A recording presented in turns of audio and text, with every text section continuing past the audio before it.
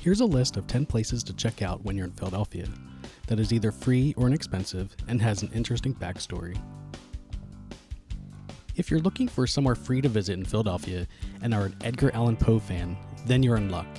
The National Park Services allows tours of the home that Edgar Allan Poe lived in between 1842 and 1844. This is the building where Poe wrote his famous story, The Telltale Heart.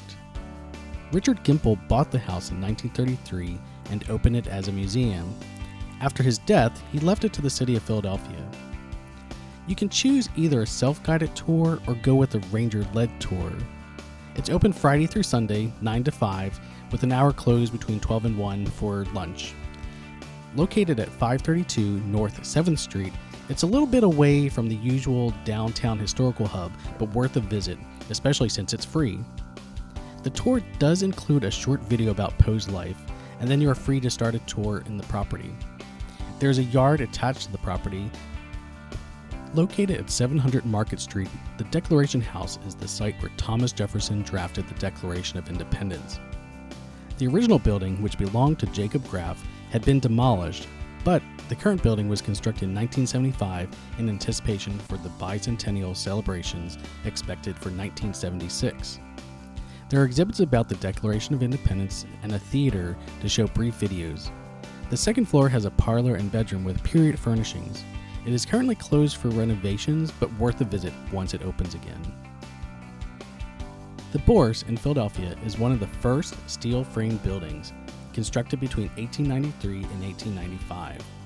It was designed by G.W. and W.D. Hewitt after the Boers in Hamburg, Germany. It started as a commodities exchange building until the 1960s. It now has a food hall on the first floor with offices in the upper levels. Getting a bite to eat here is a great excuse to see the architecture inside, which is located at 13 South 5th Street.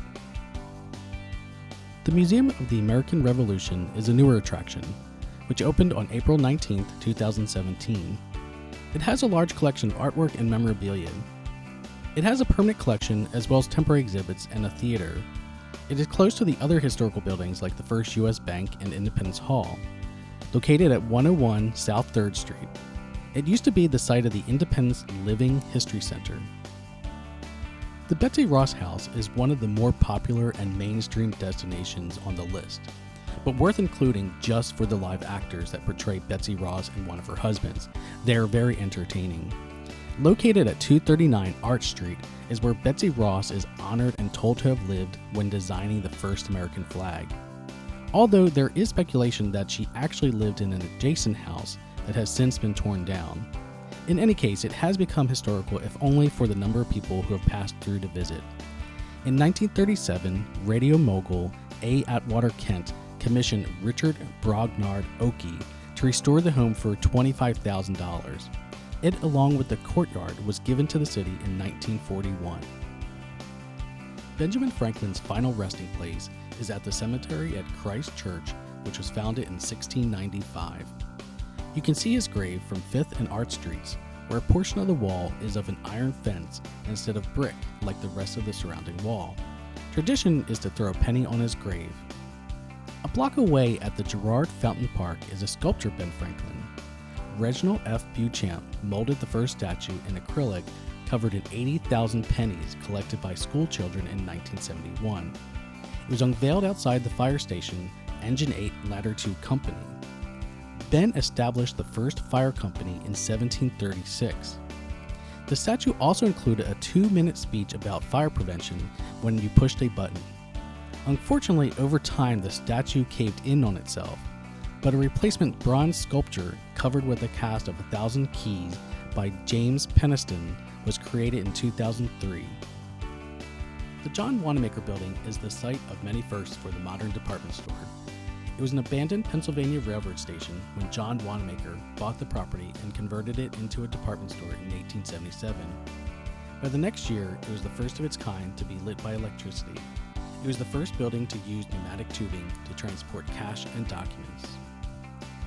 John Wanamaker was the one to introduce the price tag for selling merchandise, which created a set price for the same goods, and the one to adopt the rule that the customer is always right. He also instilled that employees be treated respectfully. They received free medical care, had access to company profit sharing, and a pension. The building today was built in 1910 to replace and grow the department store to 9 stories with an additional 3 stories for office space above, and is located at 1300 Market Street. It was designated a landmark in 1978. The building was also used as the primary location for the movie Mannequin and its sequel. Today it is a Macys, but people still come for the traditional Christmas light show inside and to see the world's largest fully operational pipe organ, which it and the large eagle statue on the main floor came from the St. Louis World Fair. The Rosenbach Museum and Library, found inside 2 townhouses at 2008 through 2010 Delancey Place, houses the rare books and manuscripts collection from Philip and Dr. A. S. W. Rosenbach, who helped establish other libraries throughout the country, like the Widener Library at Harvard and the Huntington Library in California. Admission is $12.50 for adults and cheaper for seniors and children. Guided tours will showcase the rare books, which include works by Bram Stoker, Charles Dickens, George Washington, and others, as well as furniture and decorative arts. There's also a garden open to the public behind the houses. Philadelphia is known for a lot of firsts, including America's first doomsday cult. Led by Johannes Kelpius, the group of monks settled near the Wissahickon Creek. You can find a remnant of their settlement known as Kelpius Cave, following a hiking path starting between 777 through 795 Hermit Lane. Kelpius came to Philadelphia from Transylvania about 1694. After the predicted end of the world date passed with no doom, the monks stayed on to pursue art, music, astronomy, and help others in the area.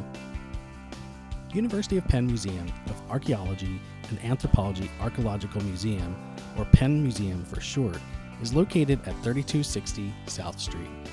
The museum building was designed by architects who were also university faculty: Wilson Eyre, Walter Cope, John Stewartson, and Frank Miles Day. The first phase of the museum was completed in 1899 and housed discoveries from the archaeological site of Nipper. Additions were added to the building in 1915, 1926, 1929, and 2002. The grounds also include multiple courtyards, gardens, a fountain, reflecting pool, glass mosaics, iron gates, and stone statuary. From archaeological discoveries the university participated in, the finds are exhibited in the museum in 11 permanent galleries. If you check out any of the places from this video, come back and leave a comment about your experience.